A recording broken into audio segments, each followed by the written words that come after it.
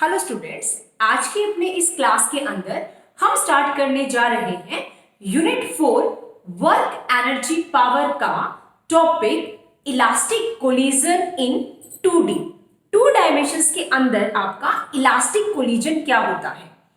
उसको स्टार्ट करने से पहले आपको एक बार ये डायग्राम है, इनको देखना होगा।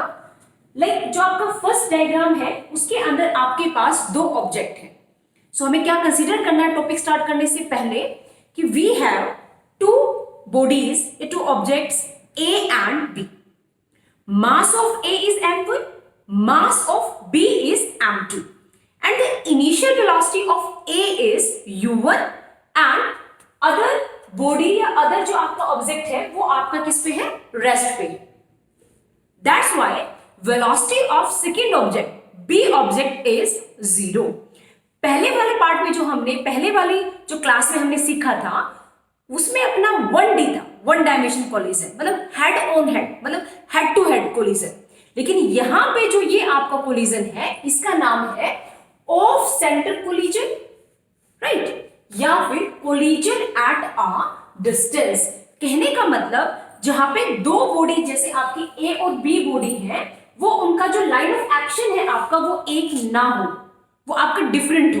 जैसे आप यहां देखिए, ये मैंने बॉडी A लिखी है, यहां पे अपनी बॉडी B है, इसकी वेलोसिटी u1 है, इसकी वेलोसिटी आपकी क्या है, u2 है। अब A और जो B बॉडी के बीच का जो डिस्टेंस है ये परपेंडिकुलर डिस्टेंस, इसका एक स्पेशल नेम होता है, इसको B से लिखा जाता है, इसको बोलते हैं इंपैक्ट पैरामीटर। और जो ये इंपैक्ट पैरामीटर है ये आपका मेजर करता है कि जो दो बॉडी का जो क्लोजनेस है कोलिजन से पहले वो आपका कितना है। और ये 1D के अंदर B की वैल्यू होती है 0, क्योंकि 1D के अंदर तो ये डिस्टेंस होता ही नहीं है ना। ये जो ऑब्जेक्ट है आपका ये और B ऑब्जेक्ट ये आपके दोनों सेम लाइन के अंदर होते हैं। So this is the main difference between 1D and 2D। I repeat my self, मैंने क्या बोला, मैं इसको रिपीट करना चाहती हूँ। 1D के अंदर दो सपोज अपने पास ऑब्जेक्ट है, उनका जो लाइन ऑफ एक्शन है जिसमें वो कोलिजन करने वाले हैं वो सेम होता है। लेकिन 2D के अंदर वो जो लाइन ऑफ जो सेंटर है जो कोलिजन का वो सेम नहीं होता है आपका, वो आपका डिफरेंट होता है, थोड़ा डिफर करता है।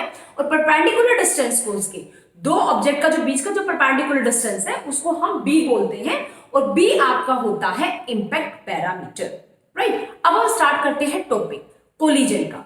तो सपोज A बॉडी B के साथ क्या करती है, कोलाइड, और कोलाइड करने के बाद वो सेपरेट वेलोसिटी से आपके मूव करते हैं। A आपका मूव करता है v1 से, B आपका मूव कर रहा है v2 से, ठीक है। अब अपने फिजिक्स के अंदर आपने सेकेंड यूनिट काइनेमेटिक्स में पढ़ा होगा कि जब भी किसी एंगल पे कोई चीज आती है तो उसको हम दो पार्ट में रिजॉल्व कर सकते हैं। एक उसका हॉरिजॉन्टल कंपोनेंट जो कोस होता है, एक उसका वर्टिकल कंपोनेंट जो उसका साइन होता है। तो बिल्कुल सिमिलर मैनर के अंदर हमने क्या किया, सपोज ये आपका A आपका ऑब्जेक्ट था या A आपकी बॉडी है, ये आपकी v1 वेलोसिटी से मूव करेगी इस साइड, ठीक है। तो हॉरिजॉन्टल एक्स एक्सिस के साथ इसने जो एंगल बनाया, ठीक है, ये होता है θ1, और इसका एक नेम होता है, आप यहां देखें, θ1 को क्या बोला जाता है, डिफ्लेक्टिंग एंगल, या फिर आपका ये होता है स्कैटरिंग एंगल, जो आपका एंगल स्कैटर हुआ है, राइट। तो हमने इस θ1 को कंसीडर करके v1 इसकी वेलोसिटी थी, तो जो हॉरिजॉन्टल है उसको लिखा v1 cos θ1 से, जो आपका वर्टिकल है उसको साइन के फॉर्म में लिखते हैं तो उसको लिखा v1 sin θ1, ठीक है। अब बात करते हैं B की। ये जो B ऑब्जेक्ट है ये v2 वेलोसिटी के साथ जो यहाँ पे रेस्ट पे था, जैसे इसने इसको स्ट्राइक किया तो ये भी मोशन में आ गया और इसकी वेलोसिटी हो गई v2। अब जब ये v2 वेलोसिटी से मूव करेगा तो हमने उस वेलोसिटी को भी दो पार्ट में रिजॉल्व किया। नंबर 1 आपका v2 cos θ2, और इधर वाले को जो हॉरिजॉन्टल है आपका वो cos, और जो वर्टिकल है वो आपका sin। और यहां देखिए जो θ2 होगा उसका नाम होता है एंगल ऑफ रिकॉइल। जो बॉडी रेस्ट में है उसके बाद जब वो मोशन में आती है तो जिस एंगल के थ्रू आती है उस एंगल को बोलते हैं एंगल ऑफ रिकॉइल। और जो बॉडी मोशन में है और जो आपकी स्ट्राइक करेगी और फिर किसी एंगल पे जाएगी उसको बोलेंगे डिफ्लेक्टिंग या फिर स्कैटरिंग एंगल, राइट। तो ये तो था थोड़ा सा अपना स्टार्टिंग में कि हम इस टॉपिक में डायग्राम क्या है, करने क्या जा रहे हैं, हमने क्या चीज कंसीडर की है। अब क्योंकि टॉपिक का नाम इलास्टिक है, ठीक है, आपका 2D में है, लेकिन कोलिजन कैसा है, इलास्टिक। तो स्टार्ट हम बिल्कुल वैसे ही करेंगे जैसे कि हमने अपने प्रीवियस जो टॉपिक है वो किए थे। लाइक आपका मोमेंटम कंजर्व है, आपकी काइनेटिक एनर्जी कंजर्व है, आपकी टोटल एनर्जी कंजर्व है। तो अब हम इसको स्टार्ट करने जा रहे हैं। तो हम स्टार्ट करेंगे इसके मोमेंटम वाले पार्ट से। हम मोमेंटम चेक करेंगे यहाँ पे अलोंग एक्स एक्सिस, फिर निकालेंगे अलोंग वाई एक्सिस, फिर दोनों को इक्वेट करेंगे। ऐसे ही हम काइनेटिक एनर्जी निकालेंगे, और क्योंकि काइनेटिक एनर्जी भी कंजर्व है इलास्टिक के केस में, तो दोनों को फिर हम क्या करेंगे, इक्वेट करेंगे। ये अब हम अपने अगले वाले इस पार्ट में करने वाले हैं। So wait a minute. So dear students, let us start the conservation of momentum along x axis and Y axis. इस 2D के केस के अंदर हम x और y के अंदर जो कंजर्वेशन ऑफ मोमेंटम है उसको कैसे फाइंड आउट करें। सो आप यहां देखिए, अलोंग एक्स एक्सिस की बात की जाए, ठीक है, तो मैं एक बार इस डायग्राम को, बिफोर कोलिजन वाले डायग्राम को आपको एक्सप्लेन करना चाहती हूं। बिफोर कोलिजन को अगर हम स्टडी करें तो A और B दो बॉडीज हैं। A आपका u वेलोसिटी से x में जा रहा है, इसका मतलब इसकी वेलोसिटी, A बॉडी की वेलोसिटी y में 0 है, राइट। B ऑब्जेक्ट तो रेस्ट पे है, इसका मतलब ना वो x में जा रहा है ना वो y में जा रहा है। तो जब हम x के लॉन्ग करेंगे तब भी उसकी वेलोसिटी को 0 कंसीडर करेंगे, और जब हम उसको y में कंसीडर करेंगे तब भी हम उसकी वेलोसिटी को क्या करेंगे, कंसीडर 0 ही करेंगे, राइट। तो आप यहां देखें, मैं पहले बात कर रही हूं अलोंग x एक्सिस की। तो along x axis m1 u1, क्योंकि m2 तो है लेकिन u2 0 है, और ये है आपका after collision along x axis. ये क्या है, आपका टोटल जो आपका लीनियर मोमेंटम है along x axis before collision. ये आपका है total linear momentum after collision along x axis, just along x axis. तो उसको स्टडी करते हैं। अलोंग x एक्सिस दोनों की वेलोसिटी क्या है, कॉस में है, मींस इसका मास m1, वेलोसिटी v1 cos θ1, इसका मास m2, वेलोसिटी आपकी v2 cos θ2। तो आपको यहां पे सेपरेटली इनको लिख के एड अप करना है। तो ये हमने लीनियर मोमेंटम निकाल लिया अलोंग x एक्सिस बिफोर और आफ्टर का, ठीक। अब सेकंड में हम निकालेंगे दोबारा से लीनियर मोमेंटम बिफोर और आफ्टर, लेकिन अलोंग y एक्सिस। सो y एक्सिस में जो बिफोर वाला है वो 0 है, उसका रीजन मैंने अभी आपको बताया था, मैं रिपीट भी कर देती हूं। यहां देखिए, ये बॉडी आपकी x में जा रही है तो y में इसकी वेलोसिटी 0 है, भले ही इसका कोई मास हो। ये तो खुद ही रेस्ट में है, जो बॉडी आपकी रेस्ट में होती है वो ना x में जाती है वो ना y में जाएगी, किसी भी डायरेक्शन में ट्रेवल नहीं करेगी। So due to that reason जो आपका बिफोर कोलिजन है, जो बिफोर कोलिजन लीनियर मोमेंटम है आपका, वो 0 होगा, राइट। और जो ये आफ्टर कोलिजन है इसमें y एक्सिस में आप थोड़ा सा ध्यान देना है। यहाँ पे अगर मैं बॉडी A की बात करूं तो y के अंदर इसकी वेलोसिटी है v1 sin θ1, y के अपवर्ड, राइट। लेकिन B की वेलोसिटी है डाउनवर्ड, तो अपवर्ड और डाउनवर्ड डायरेक्शन चेंज होने की वजह से यहां पे आपका नेगेटिव का साइन आएगा। आप इस पे थोड़ा ध्यान दें, राइट, क्योंकि इस केस में तो दोनों की डायरेक्शन सेम थी, है ना, एक डायरेक्शन में थे, v1 भी और v2 का पार्ट भी। लेकिन यहां जो साइन वाला कंपोनेंट है वो इस बॉडी का अप है तो इस बॉडी का डाउन है। तो डायरेक्शन अपोजिट होने की वजह से फिजिक्स के अंदर हम नेगेटिव का सिंबल इंट्रोड्यूस करते हैं। सो दैट्स व्हाई यहां पे क्या आएगा, नेगेटिव साइन आएगा। अब ये अगर 0 की इक्वेट है और ये इधर नेगेटिव है तो सेकंड साइड जाके क्या हो जाएगा, positive. So we can write m1 v1 sin θ1 is equal to m2 v2 sin θ2. So in this manner we can calculate total linear momentum of two bodies before collision, after collision in two axes, along x axis as well as along y axis.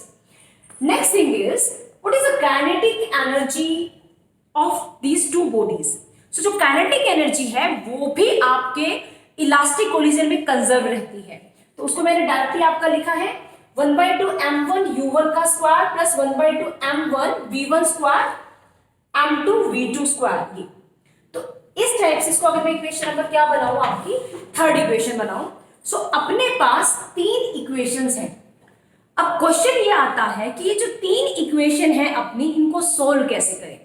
Starting में अगर हम ये मान के चले कि हमें इस वाले पार्ट में दो बॉडी का मास गिवन है, हमें m1 की वैल्यू पता है, हमें m2 की वैल्यू पता है, और हम ये भी मान के चले कि हमें इनिशियल वेलोसिटी भी पता है v1। हमें तीन चीजें पता है, तीन चीजें पता है, लेकिन हमें चार चीजें नहीं पता। नहीं पता मीन्स कौन कौन सी चीजें नहीं पता, मैं यहां लिख के बताती हूँ आपको। लाइक हमें θ1, θ2, v1 और v2, ये सारी चीजें हमें नहीं पता। तो हम इतनी सारी चीजों को कैलकुलेट कैसे करें।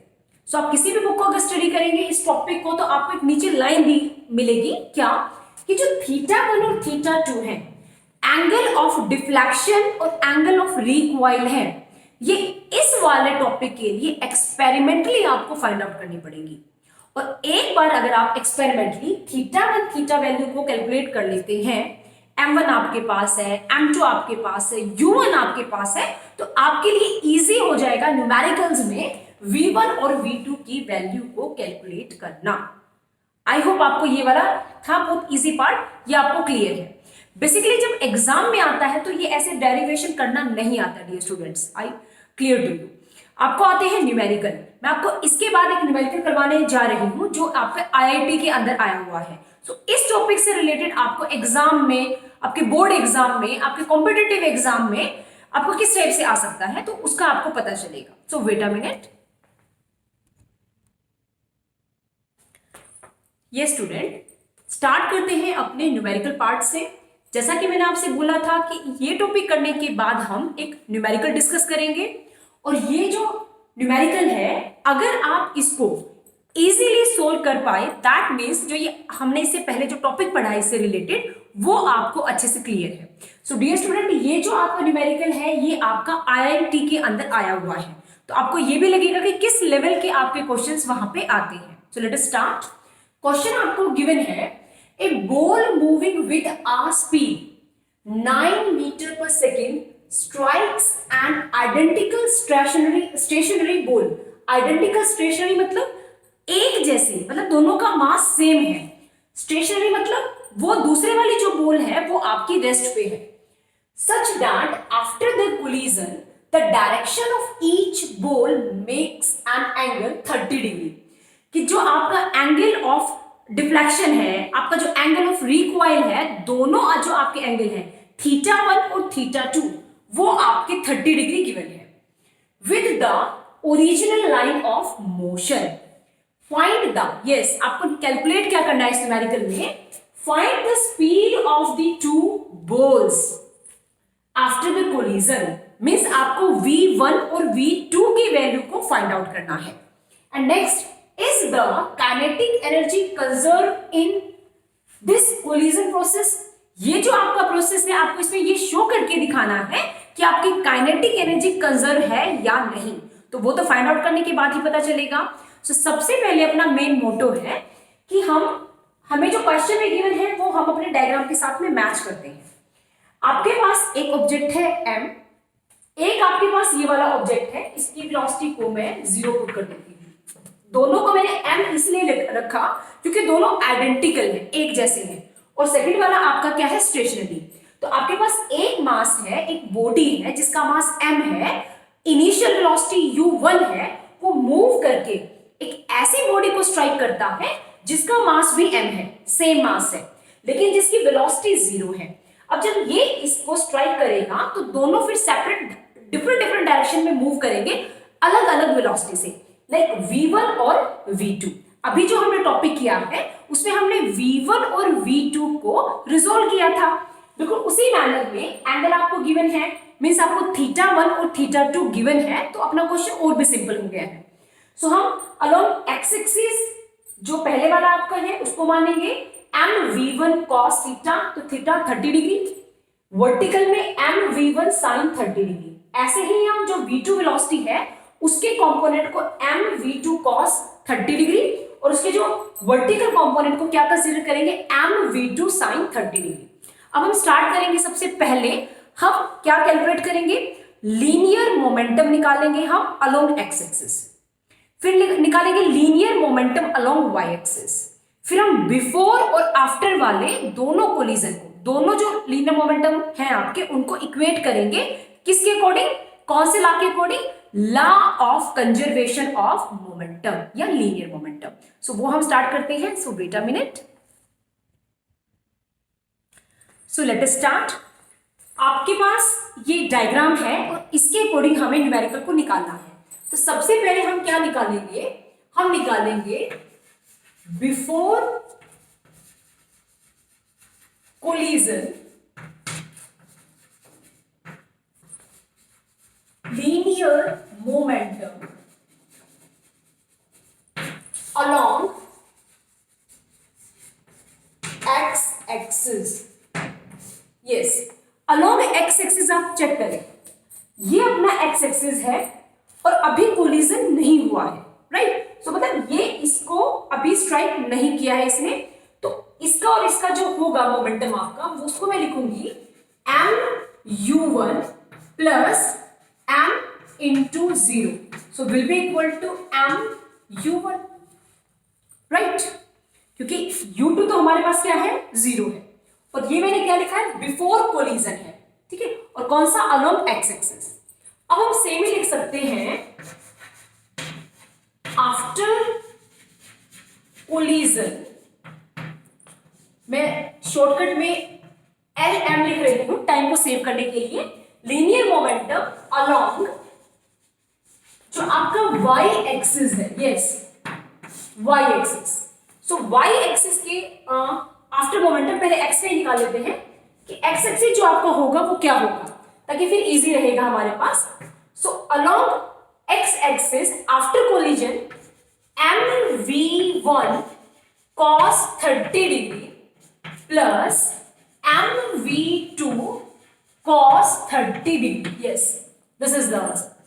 अब m की वैल्यू हमें पता नहीं है, v1 की गिवन नहीं है, cos 30 डिग्री, मैथ्स में ट्रिग्नोमेट्री में cos 30 आपका √3/2 होता है। सो √3/2 प्लस mv2, यहां पे भी आप वैल्यू √3/2 पुट कर सकते हैं। अब नेक्स्ट टाइप में इनमें से क्या कॉमन आएगा, m आ सकता है, √3/2 कॉमन आ सकता है, अंदर आपके पास v1 प्लस v2, यस ये आपके पास रहेगा। सो कहने का मतलब हमने क्या निकाला है अब तक, बिफोर कोलिजन जो लीनियर मोमेंटम है आपका, इसको इक्वेशन नंबर फर्स्ट डाल सकते हो, और ये आपका क्या है, along x axis after collision. अब अगर लीनियर मोमेंटम के लॉ को माने तो दोनों को क्या करना पड़ेगा, इक्वेट। तो नेक्स्ट स्टेप में हम दोनों को क्या करेंगे, इक्वेट, बिफोर और आफ्टर। सो इक्वेशन फर्स्ट को आप इक्वेट करेंगे इक्वेशन सेकंड के। तो आपके पास क्या है, mu1 is equal to √3/2 mv1 plus v2। Yes students, यहां से आप देखिए m से m आपका cancel, then u1 is equal to √3/2 into v1 plus v2, ये आपके पास है। अब आप क्या करेंगे, सिमिलर मैनर के अंदर, है ना, जैसे आपने ये निकाला है अलोंग x एक्सिस, आप ऐसे ही अलोंग क्या निकालेंगे, y axis. So wait a minute, ये स्टूडेंट आप यहां पे देखें, वो कैलकुलेट करने के बाद लास्ट में आपका जो एक्सप्रेशन आया है वो आया है u1 is equal to √3/2 v1 plus v2, right. So u1 की वैल्यू आपको न्यूमेरिकल में 9 गिवन थी, तो वो हमने यहाँ पे 9 पुट की। So 9 is equal to √3/2 v1 plus v2। अब इस 2 को 9 के साथ क्या करेंगे, क्रॉस मल्टीप्लाई, तो आपके पास 18 is equal to √3 into v1 plus v2 आ जाएगा, जिसको हमने इक्वेशन नंबर 3 पुट किया है, जिसको हम आगे यूज करेंगे। ये हमने निकाला था लीनियर मोमेंटम आपका अलोंग एक्स एक्सिस बिफोर और आफ्टर। सिमिलर मैनर के अंदर हम लीनियर मोमेंटम निकालेंगे y का बिफोर और after. So let us start. Before collision linear momentum along y axis. So आप खुद देखें, जो इसका मोशन है, जो वेलोसिटी है आपकी दोनों की, वो आपकी किस में गिवन है, वो आपकी गिवन है x में। सो कहने का मतलब ये जो ऑब्जेक्ट है इसकी y के अलोंग, y एक्सिस के अलोंग वेलोसिटी 0 है, और ये तो खुद ही रेस्ट पे है, तो इसकी जो वेलोसिटी वो अलोंग x और अलोंग y दोनों 0 है। सो यहाँ पे बिफोर कोलिजन में जब हम वाई एक्सिस को कंसीडर करेंगे तो हम दोनों जगह पे वेलोसिटी की वैल्यू को 0 पुट करके हम आंसर 0 निकाल देंगे। मीन 0 क्या है? 0 आपका है before collision linear momentum of two bodies along y axis. अब हम निकालेंगे आफ्टर कोलिजन, कोलिजन होने के बाद लीनियर मोमेंटम दोनों बॉडी का अलोंग वाई एक्सिस। तो आप डायग्राम में देखें एक बार, डायग्राम में वाई एक्सिस के लोग क्या है? Sine component.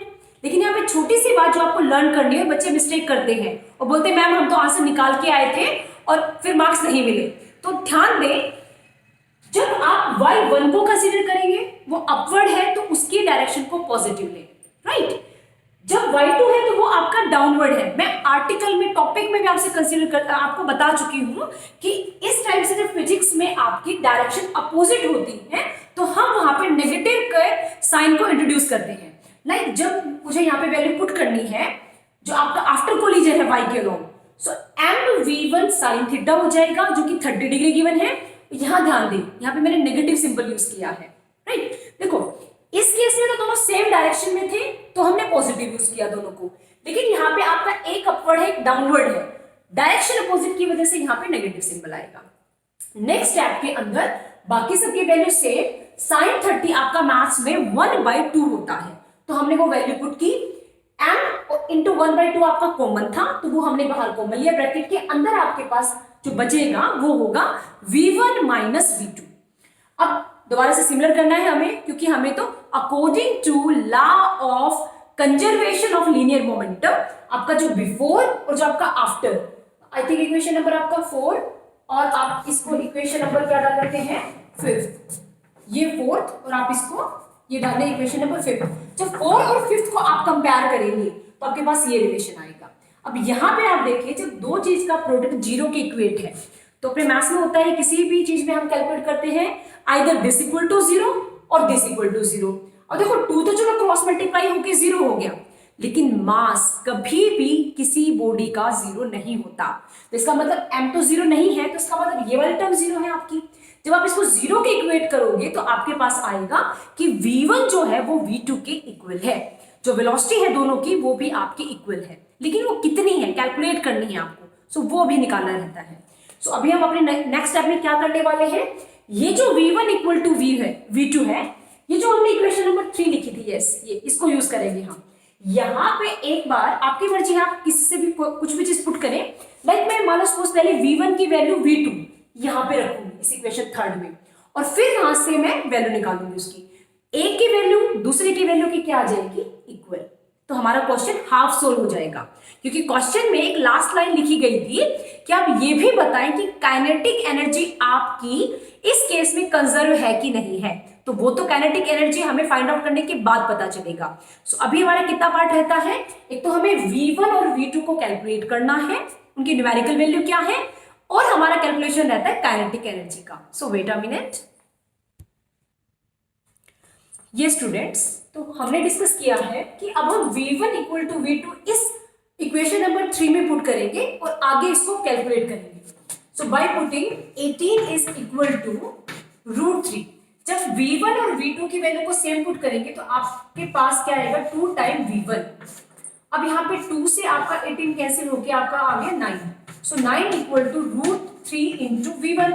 इसको थोड़ा सा आप रिप्लेस करें, that v1 is equal to 9 upon √3। अब इसको थोड़ा कैलकुलेट करें आप, जैसे √3 की वैल्यू आपकी होती है 1.732, उसको 9 से डिवाइड करेंगे तो आप कैलकुलेट करके देख लेना, आई थिंक 5.196। आप ये प्लीज कैलकुलेट करके देख लेना 9.196, क्योंकि वेलोसिटी है तो यूनिट मीटर पर सेकेंड। ये आपके पास आंसर आएगा v1 का, और सेम आपका आंसर होगा v2 का, क्योंकि हम इस इक्वेशन से कह सकते हैं। और further is equal to 5.196 metre second -1। So ये तो हमने कैलकुलेट किया अपना कौन सा पार्ट, फर्स्ट पार्ट, जिसमें हमें कैलकुलेट करना था कि what is the value of final velocity, v1 और v2 की वेलोसिटी कितना है। अब हमारे पास है काइनेटिक एनर्जी का फंडा, कि काइनेटिक एनर्जी को भी हम कैलकुलेट करके दिखाएं कि वो कितना है। ये स्टूडेंट आप देखें, अगर हम काइनेटिक एनर्जी वाले पार्ट को कंसीडर करें तो initial kinetic energy of the system, starting में जो इनिशियल काइनेटिक एनर्जी है वो half m u1 square plus half m u2 square है, लेकिन u2 तो अपने पास जीरो है, तो आप यहां पे देखिए 1/2 एम, u1 की वैल्यू 9 थी तो 9 का स्क्वायर 81, u2 की वैल्यू 0 है तो आपके पास जस्ट ये टर्म बचेगी। तो इसको सॉल्व करके क्या लिखा 81 m/2, और इसको मैंने इक्वेशन नंबर स्टार डाला है। नेक्स्ट अपना है final kinetic energy of the system, उसका क्या फॉर्मूला था 1/2 m v1 का स्क्वायर, या इस पार्ट में हम रिजोल्व नहीं करते, हम कंप्लीट वेलोसिटी लेते हैं, प्लस 1/2 m v2 का स्क्वायर। तो यहां पे आप देखिए v2 और v1 की वैल्यू यस 9/√3 आपकी ये वाला टर्म थी, तो इनका जो स्क्वायर करोगे तो 9 का स्क्वायर 81, √3 करेंगे तो आपके पास क्या आएगा 3 आंसर आएगा। सो 81/3 इज योर आंसर। इसको थोड़ा सा सिंप्लीफाई करेंगे तो आपके पास 27/2 मीटर, ऐसे यहां का आंसर 27/2 मीटर, और सिंप्लीफाई करेंगे तो आपके पास 27 m, ये आपका आंसर आएगा, जिसको मैंने इक्वेशन नंबर डबल स्टार डाला है। तो कंपेयर करें इक्वेशन जो आपकी स्टार है, यस आई थिंक आपको दिख रहा है, विजिबल है, 81/2 मीटर और यहाँ पे 27 मीटर, तो आप खुद कैलकुलेट करें, दोनों आंसर में डिफरेंस है। मींस इनिशियल काइनेटिक एनर्जी और फाइनल काइनेटिक एनर्जी में डिफरेंस होने का मीनिंग क्या है, वो सेम ना होना, वो कंजर्व ना होना। सो ये जो टाइप का आपका कोलिजन है ये किस कैटेगरी में आएगा, इन इलास्टिक कोलिजन। सो ये आपका इसका सेकंड पार्ट था। So in this manner we can calculate all part of the numerical. अब यहाँ पे आपको एक न्यूमेरिकल करवाने का मेरा पर्पस ये नहीं है कि मैंने आपकी 30 मिनट्स में सिर्फ एक आपको न्यूमेरिकल करवाया। इस टाइप के न्यूमेरिकल आपको बहुत सारे और भी मिल सकते हैं डिफरेंट वे में। लाइक इसमें तो आपकी वेलोसिटी मिली है आपको, सपोज आपको वेलोसिटी देके एंगल पूछा जा सकता था, है ना। तो कहने का मतलब डियर स्टूडेंट, क्वेश्चन को आप मेनली समझें। आप भले ही एक क्वेश्चन करें 10 मिनट में 20 मिनट में, लेकिन उसको इतना अच्छे से करें कि उसकी स्टेटमेंट अगर एग्जाम में चेंज करके आती है, उसकी वैल्यूज चेंज करके आती है, तो आप उसको अच्छे से सोल्व कर पाएं। सो मेरी आपसे रिक्वेस्ट है कि आप इस टॉपिक से रिलेटेड अगर 5 different kind of numerical solve कर देते हैं, तो आपका बोर्ड एग्जाम है, आपका सिंपल स्कूल एग्जाम है, आपका कोई कॉम्पिटिटिव एग्जाम है, कोई भी एग्जाम है, आप वो क्वेश्चन को नहीं छोड़ के आएंगे। सो मेरी रिक्वेस्ट है, जो प्रीवियस ईयर के आपके जेई में, मेंस में, मतलब जो आपका जेई में, नीट में, आपका जितने भी आपकी इस टाइप के न्यूमेरिकल आए हैं आपका आईआईटी में, तो उनको प्लीज आप सोल्व करके देखें, या और भी डिफरेंट आपके कॉम्पिटिटिव एग्जाम में। So thank you students, thanks a lot, bye बच्चों।